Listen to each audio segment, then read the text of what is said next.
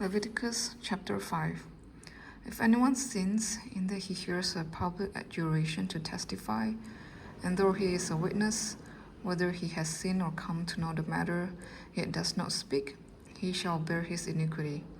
Or if anyone touches an unclean thing, whether a carcass of an unclean wild animal, or a carcass of unclean livestock, or a carcass of unclean swarming things, and it is hidden from him, and he has become unclean, and he realizes his guilt.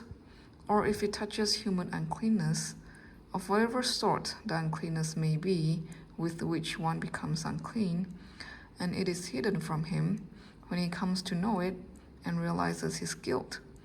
Or if anyone utters with his lips a rash oath to do evil or to do good, any sort of rash oath that people swear, and it is hidden from him, when he comes to know it, and he realizes his guilt in any of this, when he realizes his guilt in any of this, and confesses the sin he has committed, he shall bring to the Lord as his compensation for the sin that he has committed a female from the flock, a lamb or a goat for a sin offering, and the priest shall make atonement for him for his sin.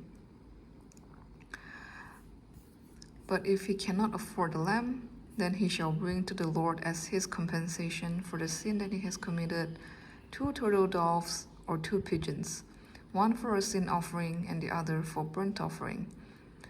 And he shall bring them to the priest, who shall offer first the one for the sin offering.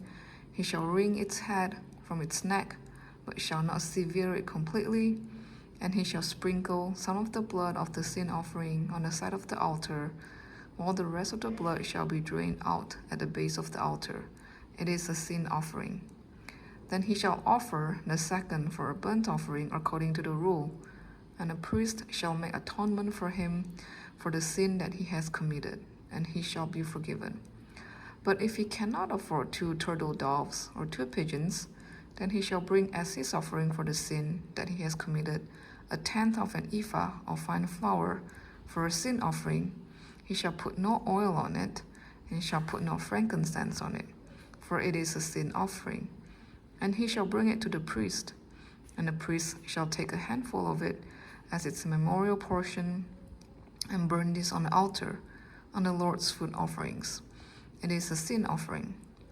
Thus the priest shall make atonement for him for the sin which he has committed in any one of these things, and he shall be forgiven. And the remainder shall be for the priest, as in the grain offering.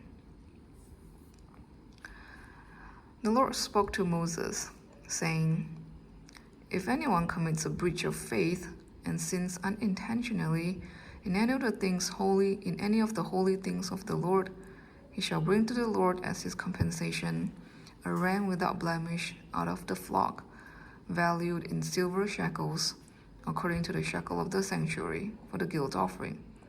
He shall also make restitution for what he has done amiss in a holy thing, and shall add 1/5 to it, and give it to the priest. And the priest shall make atonement for him with the ram of the guilt offering, and he shall be forgiven. If anyone sins, doing any of the things that by the Lord's commandments ought not to be done, though he did not know it, then realizes his guilt, he shall bear his iniquity. He shall bring to the priest a ram without blemish out of the flock, or its equivalent, for a guilt offering, and the priest shall make atonement for him for the mistake that he made unintentionally, and he shall be forgiven. It is a guilt offering. He has indeed incurred guilt before the Lord. This is Leviticus 5.